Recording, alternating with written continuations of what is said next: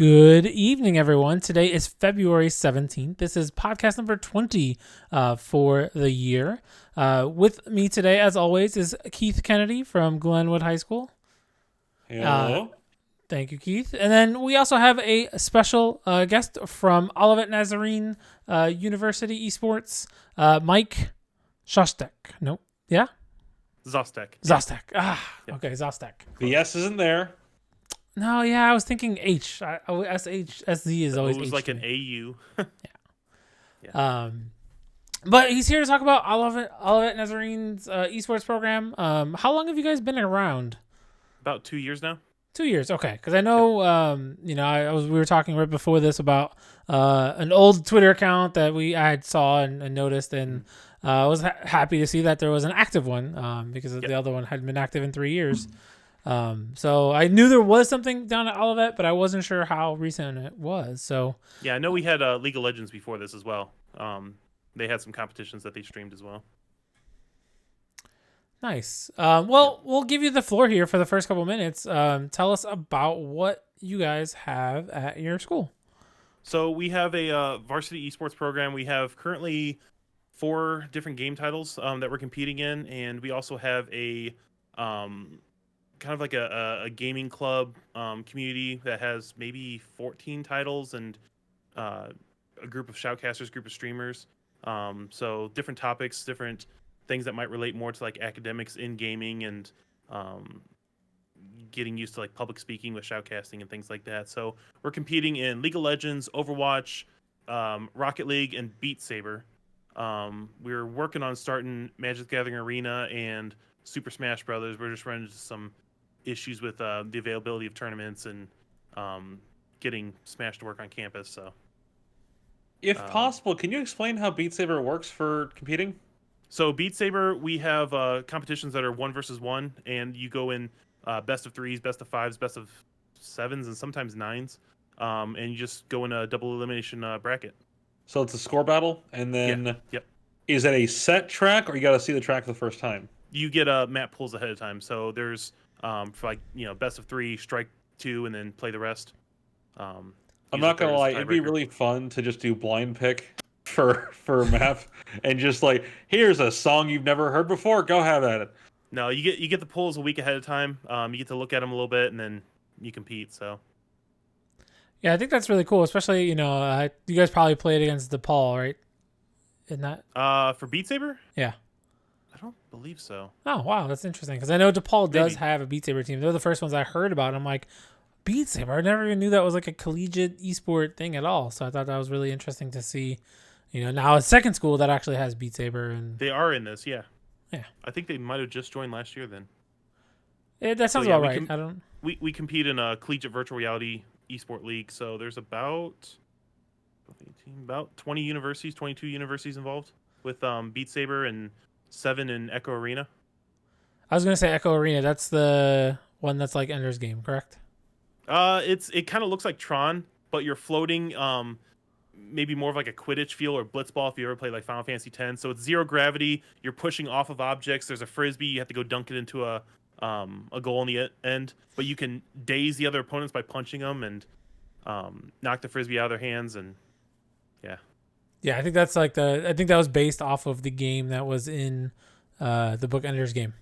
oh, okay, cool. Okay, now I gotta reread that book. God dang it, Todd. I mean, it'll take you like 2 hours. That book is a really quick read. I mean, I've also read it a near 100 times. I love that book so much. That's crazy. I read it once and then tried to read the sequel, and then I got bored. I've read all of the Ender's Game sequels. I have read the Shadow of the Hedge series. There's one more as well, but I've read them all. I love them. Orson Scott Card, great books. Weird personality, but great books. Yeah, if we're talking about nerd books, I've read Dune several times. Like, I have not read Dune yet. You haven't even read Dune? You call yourself a nerd and you haven't read Dune? Okay, buddy, we'll have a contest later. Okay, you'll probably win, but that's still. Have you marathoned all of Battlestar Galactica? No, I have not. Mm-hmm. Like I said, you'd probably win. I haven't watched Firefly. Neither have I. It was before my time. Yeah. I can claim that. You can't. Child. Thank you. Yeah, no, but again, Beat Saber. What do you guys play Beat Saber on? Like, do you have one at the school that you loan out to your players? Do they just have their own, or No, all of our students probably already have competing hardware, whether it's for VR or for other esport titles as well. We had a couple people switch from console to PC just to compete, but at the moment, everyone has their own system as well. We have the arena. There's a picture of it behind me. It's a 22-seat arena. The Ooh. VR hardware is all student-owned, okay? so they just compete with what they have. So they bring in their own headsets and whatnot. Yeah, we've got several Quest 1s, a couple, I think one Rift and one Rift S, and I don't think we have Vive anymore. I have Vive for myself, but I've been trying to find an Index for like a year now, and it ain't we happening. do have one guy with an Index headset with Vive controllers, so. No, Like- sorry, opposite. Vive headset, Index controllers. Like, I can't find an Index anywhere. Hmm. They're always sold out or back ordered for like 4 months. Yeah. And I borrowed a headset from school when the pandemic started, and I was like, okay, I could do this. And then I hooked it up in my room, like with the sensor ball. I was like, don't Yep. have room in my office for this. And I was like, Yes. I have to wait until Same I get with a this- different same with office this or room, too. different space. So I do have it ready to Ooh. go, but Beat Saber's a little tight in here. Yeah. You Yeah, can no, swing I too was- hard, you're I- gonna hit a bookshelf. Yeah, I was literally doing like just Google Maps and like doing some other stuff, just like literally just messing around in it. And I kept hitting my desk or like hitting my dresser, and I'm like, okay, I can't. Yep. I cannot do this in here. And at the time, I didn't have a laptop. Now my wife has a gaming laptop. I could have totally hooked it up to that, Yep. but I already gave it back to them. Or even the Quest, being able to play standalone.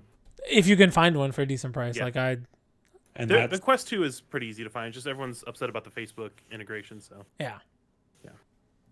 so looking at all this program, how much student involvement is there in the management of the program? Do you have a student president? Do they control much of the organization, or is it just mostly top down, you do everything else? I'm the director, and then I have student coaches under me, and that's about it. So each title has a student coach, and we had some volunteers, but right now it's just mostly student coaching. So and Now- with the pandemic, we've had to shift to mostly remote play, so that's kind of where we've been for the last school year.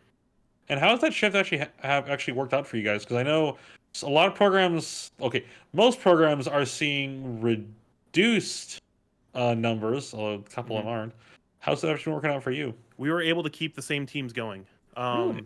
So when we recruited specifically students that had already been at least playing like ranked matches, competitive matches, so they already had access to their hardware. Again, I had maybe one or two that were console players that switched over, and they just recently acquired computers, so they're mostly good to go on their own. There's benefits with the arena for sure. The hardware, the networking. Some students are commuting from home now, and their home network's not that great, so but every team has been able to continue competing. That's really good. That's good to Yeah. hear. It's not at the same level. So like Beat Saber, we the first tournament we got into, we won the entire season, and we were doing great the second season, and then now with computer hiccups and stuff using student hardware, it was getting rough. We have a student with an Alienware laptop. I have Alienware laptops as well, but he's getting some frame skipping going on that's just throwing him off for his flashes. So. Yeah, I know I've had some hardware issues with my players being at home recently, and then the League client is still being the League client, so that's just my fun time right now. Mhm. One of my players plays on Mac and suddenly just stopped working yesterday. One Yeah, we nice had thing that about happen the at one of campus our is we do schools. have League Unlocked too, so when they play League of Legends here, they have all the champions and skins and like a 20% XP boost. League Unlocked is really nice to have. Yes. That's really cool. Are you guys open in person now, or are you guys still all remote for school? It's a mix. It's in-person, hybrid, and online. So Okay. like I'm currently teaching online only, so. Okay. Because I know you guys are a smaller school compared to some of the big universities we've been talking to. Yeah. And also you guys are a private school, correct? Yes. Yeah. So I wasn't sure About- because I know a lot of the private schools, the private elementary schools and high schools in the city have opened up, to, at least for hybrid learning for the most part. Hmm. So are kids able to go to your arena now, or are you guys? Not at the moment, no. No. Okay. So that's still not hoping by fall. I'm assuming, right? Hoping. Yeah. We'll see what happens. How are you guys doing so far in the tournaments this year? Any Any good things to speak about? So, like I said, performance has been a little bit tougher with just student hardware and different networking situations that they run into. We had some people competing on Wi-Fi, and Ooh. yeah, so it's not been bad. Um, we've some of the issues. So we have different organizations we compete in. We have CVRE League for virtual reality. We have CSL Collegiate Star League for League of Legends and um, Overwatch. Overwatch is now competing in what was TESPA. Now it's called ABC. It's Activision Blizzard Collegiate. CSL Really rolls off the tongue there, doesn't it? right. CSL for League of Legends last year was 3 different divisions that you can go into. They had their Star League, Open League, and then the Gold League. Gold, you have to be Gold or lower to compete in. Open and Star, you get to choose, but Star is going to have the higher hitters up there. Now they've consolidated it all into one league, so the difficulty gap is much wider in this competition. So, Is it a Swiss system at least? uh, Or is it all just a set schedule and you get to get beat like 4 weeks in a row and deal with it? I'm not. I'm still learning those terms for Swiss and round robin and things like that. So I think it's more of a round robin. That I think. sounds not fun. So, For big skill gaps, Swiss is how you make sure that you only have bad time like the first 2 weeks. yeah. Yep. Yeah, so that's good. So you said how many league teams do you guys run right now? Right now we have one for each game. Just one for each game? Yep. Okay. At one point we were trying to pull off like 3 teams, but it just became hard to manage. So Oh yeah. So, three definitely teams in League of Legends. We almost had 2 for Overwatch. We have technically right now we have 3 Beat Saber teams because of how their competition works. It's based off skill level, so there's a Division 1, Division 2 based on how high you play in qualifiers. So Sounds like a lot like a track and field event. really, okay, Because you have qualifiers, you have heats, you have double Yeah. elimination, that kind of stuff. yeah. So Beat Saber, you have you could have like 70 people competing. The top 16 that play 3 qualifier songs, they get a week to play those. They can play them over and over again and try to bump their score up and higher. The top 16 go into a Division 1. The rest of them go into a Division 2. Division 1 plays 1 versus 1 just solo. Division 2 plays 1 versus 1 as teams. So you swap out your team members and yeah. I really like some of So these we had- interesting things that come out of that Beat Saber tournament. That definitely Yeah, sounds like yeah. a good way to do, especially since the score chase, like essentially it's why am I spacing on the term? Like what do they call the lap in before a racing match? I can't even Warm talk up? tonight. Well, when they figure out where people the are gonna place in the start of the race. Oh, qualifiers. Qualifying. Yeah, I mean, isn't it called something different, or is it just qualifiers? It's called qualifying. I guess so. I watch F1. I would know. Oh, okay. I believe you, nerd. I But pressed yeah, that no, one. I think that's really cool because then they can literally just play it, and get better at that song to try and place higher in that top tier 16. Just quick question, I don't know if you know, like how do they verify the scores for that? Do they just like have your account? They have a custom plugin that they use. So you download the plugin. It's a lot of modded Beat Saber play. You have like Camera Plus, so you don't have the tilting going on with the headset. That stays steady, and you just have rotation. Yeah, That's awesome. Sounds like a whole mess of things. there's a lot to it. With all that's programmed, where are you guys looking to expand into? Do you offer scholarships currently? Do you plan to offer scholarships? What's kind of your expansion goal? So our admissions team handles the scholarships. That's not currently my area, and it's just more of a need based expansion. So we have the varsity esports, and we also have this other program called Training Grounds, where we have more titles. It's more of a gaming community, so they have their own separate Discord. They do some pickup games, and they learn about competitions, and we pull students from there to make varsity teams as well. So anyone can jump into Training Grounds if you're an Olivet student, and then we look at your skill level and see, hey, you'd be a good fit for varsity. So that's probably our next big expansion until we can get a bigger area to compete in, or how the pandemic's working. Maybe ironing out the remote play a little bit stronger. All the people we've had on so far go, when the pandemic ends, we do this. I'm like, that sounds really pie in the sky recently. Yeah, so you don't want to plan just for that. Everyone, a lot of universities are hoping that we do come back to campus, and maybe we will, but let's not focus on just that. Let's get stronger at how to do this remotely, because it's not a skill that's going to go wasted.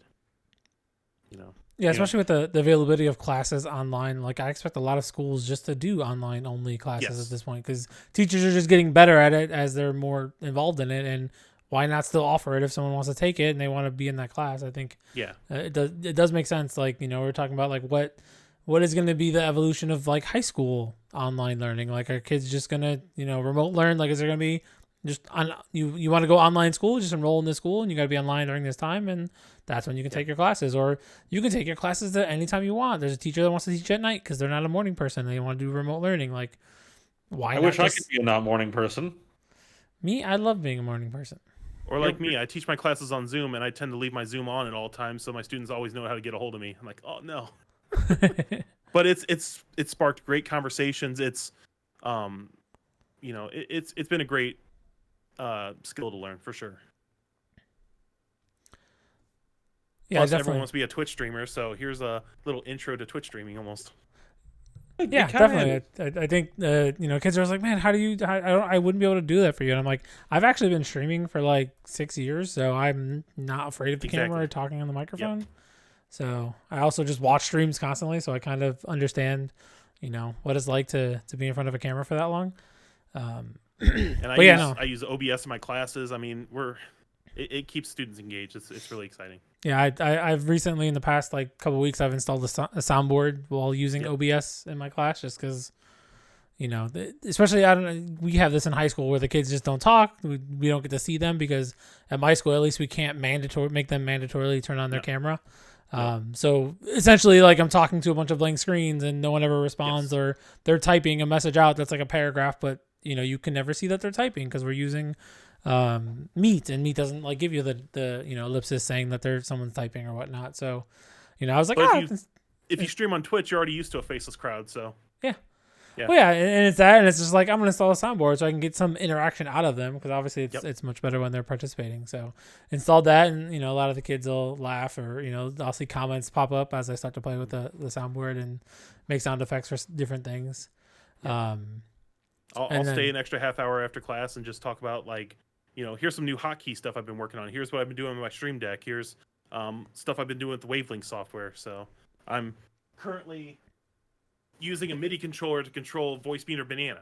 I use Wavelength, but I also use Voice Meter Banana for a couple effects. And yeah, these faders are readable by Voice Meter. So yeah.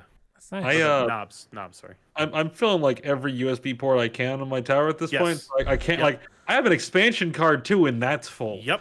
So I'm getting to a point where, like, I need to start cutting something. I've got a 7-port hub. I've got USB in my monitors. Everything. And then it's all on a UPS, right? Not this one, unfortunately. You have all that stuff. Okay, whatever. I know. Mine's not either. That's one of the next investments I need to get. I do have a pretty high-end power strip with a fuse, so at least some protection. Just get a Cyber Power UPS. They just work. Mm-hmm. I've used one for years, and my dad's house, he has 9 of them for all his hardware. I have 3 here. If I'm correct, I think I have. We have some Triptech ones, I think. Yeah, it's really useful, especially with power fluctuations, or sometimes in newer areas I get like slight brownouts. It's just useful to have a UPS so I don't lose everything immediately. Mm-hmm. It's been a challenge, to say the least, to deal with some of the online stuff, for me at least. And with college, I imagine it's a bit of a different game. So we're for all of that as a whole, 3 of our departments, School of Music, Education. I think Education is actually going to drop it. And Art and Digital Media, which is where I'm at right now. I did teach School of Music for a year. We have an iPad initiative, so all of our students, the faculty, they all have an iPad. Most of our classes require laptops too, so all the students already had their own hardware. It Yeah. was a pretty seamless transition. We already played with Zoom in classes before the pandemic hit, so you'd have times where the projector goes out and it's just like, all right, hop on Zoom real quick. I'll show my screen and we'll get this going. Yeah, I think The it's transition was fun for us in public school. Yes. It was a much different experience, and now I'm just staring at blank screens all day. Yeah. yeah. No, I definitely have. I've seen some of my kids for the first time this week because I've been using Flipgrid to do stuff, and letting them know, hey, I'm not going to show this to everyone, but I'd like to see who you are and tell me your answer, which actually works really well. Like I had a bunch of kids that I've never seen, never turned on their camera, but they put on their camera for the video, and I was like, perfect. I got to see you for 30 seconds. I now know who you are. We're hybrid in person, and so when kids came in that first day, I'm like, "Who are you? That's what you look like." The hybrid is rough. The hybrid is absolutely rough. Right now, my stuff's just it's all online only, so it makes it a little more smoother. But when you have like half your class is going to be in person, but the other half is going to be online in the same class period, so you have to talk into a webcam and into a webcam microphone with a mask on, and also entertain the students in the class. It's a mess. So I have a wireless headset I got for the esports lab, so I borrowed that. I leave one ear off, and then I have the mic down on the left side, and I'm talking to my remote kids over here and my actual class over here, and it's just such a mess. Yep. Now, something that I've had fun with is a lot of students, for being as technology aware as they are also not very technology aware.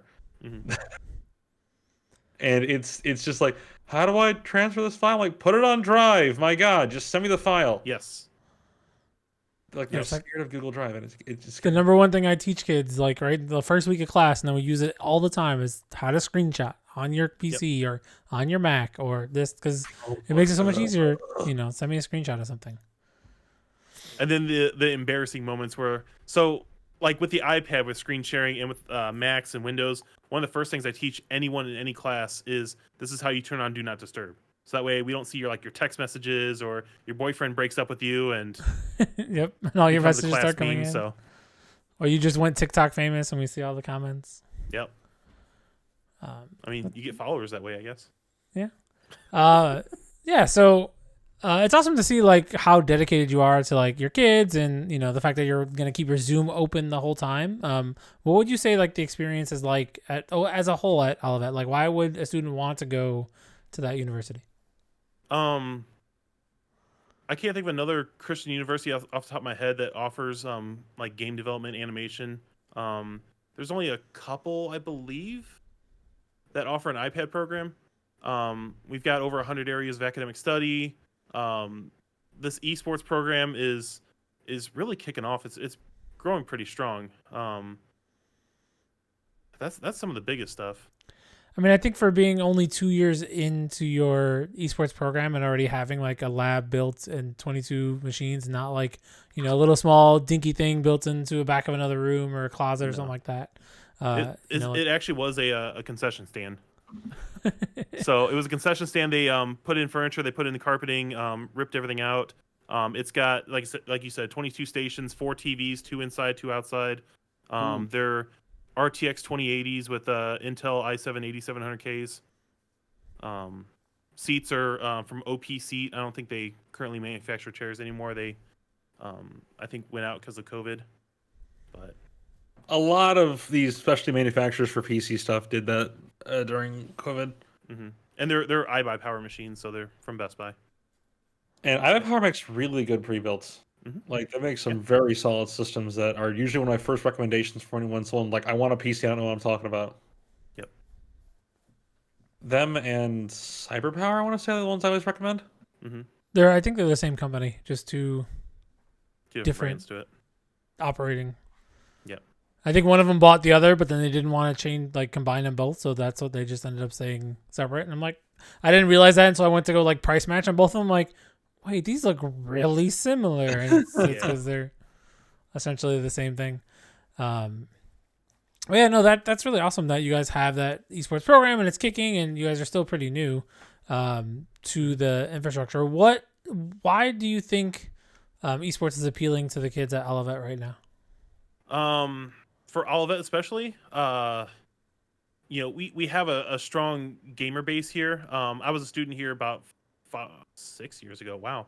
Um, and there's tons of video gaming. There's a huge Magic the Gathering community, trading card games.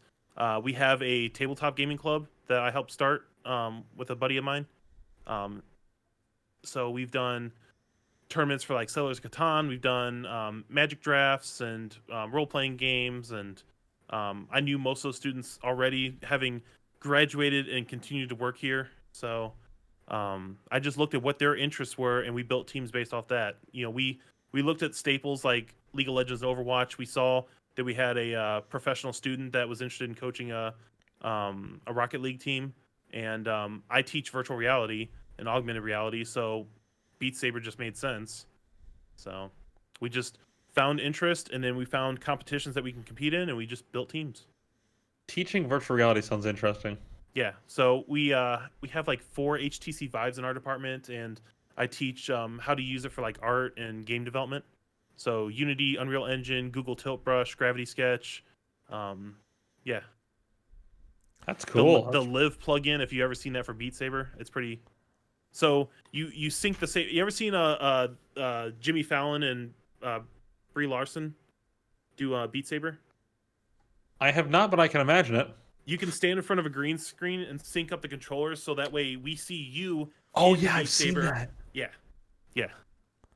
I've heard it's like kind of a nightmare to set up. It's a little tough. It's a little bit of a learning curve, and it's taxing on your system, but that's also like how they advertise that every time. It's like the person actually being in there doing it, which which is the coolest thing when you're looking and seeing them in the world actually doing the motions and whatnot. And that's what I do. So whether it's esports or training grounds or media arts, I'm always setting up demos like this and showing students how they can get involved in this. We've done the VR, headset sharing and try this out, and then COVID hit and like, oh, we can't do this anymore. So the thing is that the danger of headset sharing is, oh god, this one's so much nicer than mine. Oh god, I need this now.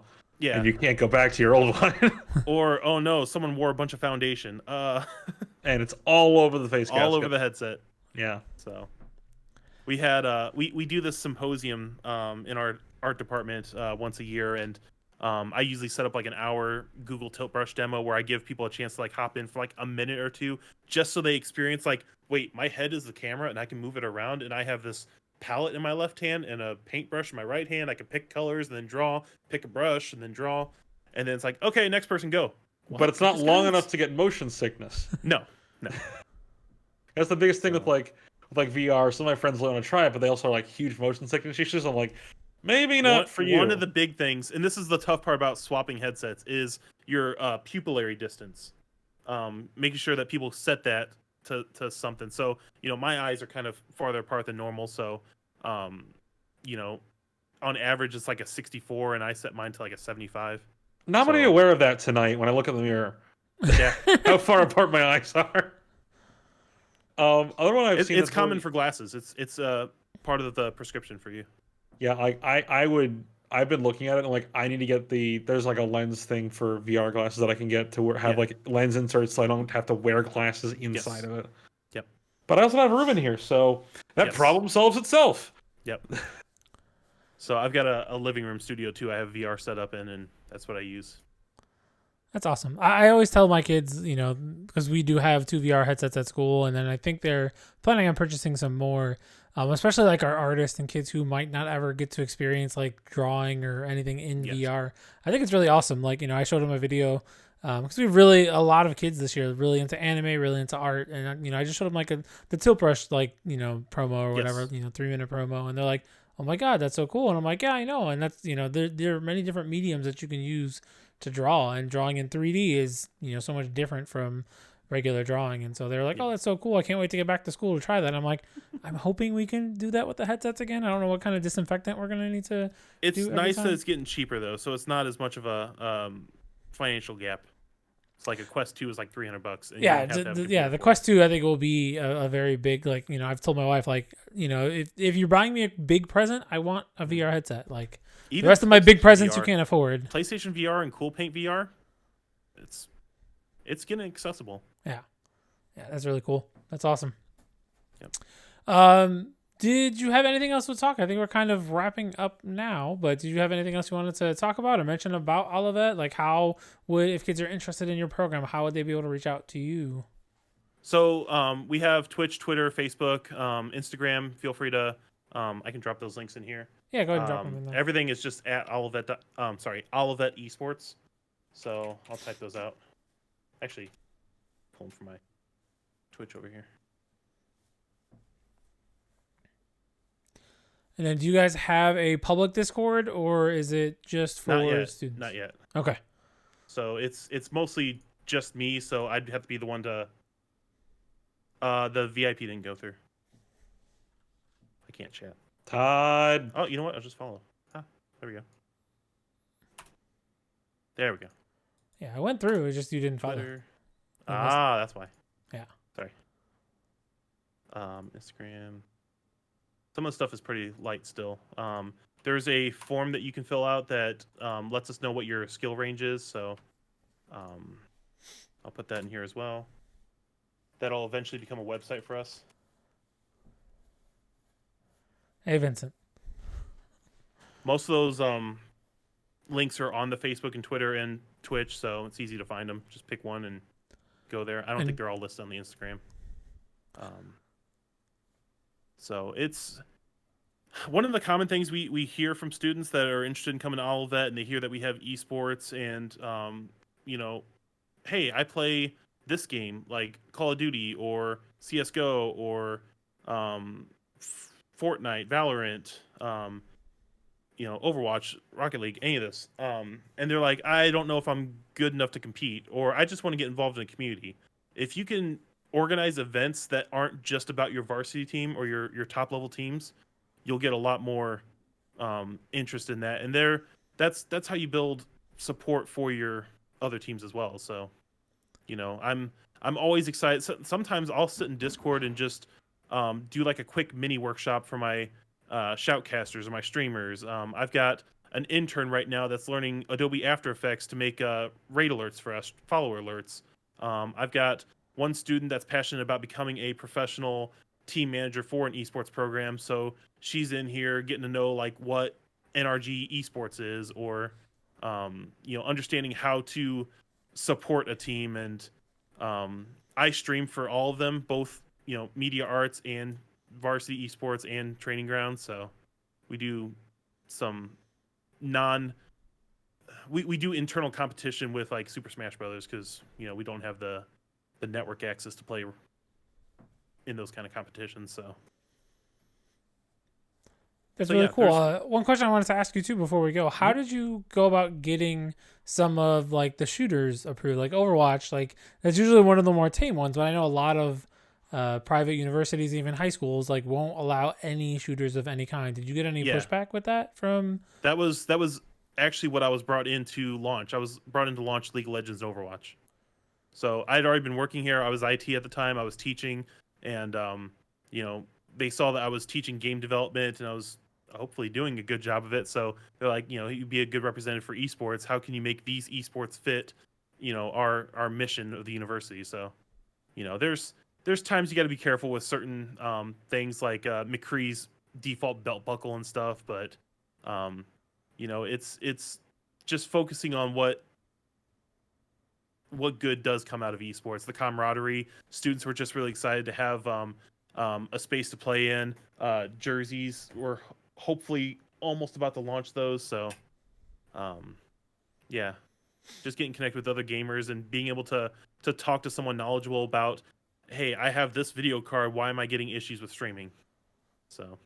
Yeah, it's just, one thing we always stress too, and we always talk to everyone and let them know, like, it's about the whole community. It's not just about, the competition side of it. And, that's the biggest thing about esports is creating that thriving community around it. Like, all the extra help you're offering to kids who want to get involved in esports in some way. And we always try to encourage students that are working with us to go out and try, go out and shoutcast, go out and try to stream if you want, go out and try to edit video and graphic design work, and whatever you want to do, just go out and do it now. Like, don't wait until, I have to go to college and get a degree. It's like, you can still do that while you're getting that degree and getting that certification for that. So don't wait. Absolutely. Try it now. And, we're really excited to see how much esports is growing across Illinois. And we wanted to make sure we showcase all of the schools in Illinois that offer some kind of esports program.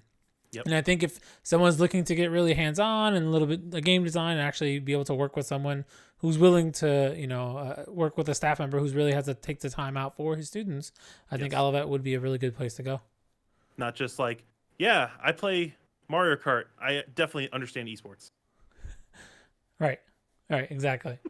So, Mike, I do want to thank you for taking the time out of your evening tonight to talk with us. If you have anything else, this is your last chance before we head out for the night. Just if you have any questions about starting an esports program, there's tons of support out there. Definitely check out Illinois High School Esports Association. They'll get you hooked up. So, are you plugging us on our own stream? I'll plug you back to your own stream. There you go. Nice, thank you. I appreciate it. All right, guys. Well, thanks for joining us tonight. You can catch us next week. We still have a few schools left in Illinois to cover. Not many, but just a few. Catch us next Wednesday, 8:15. We will be live. I will see you guys next week.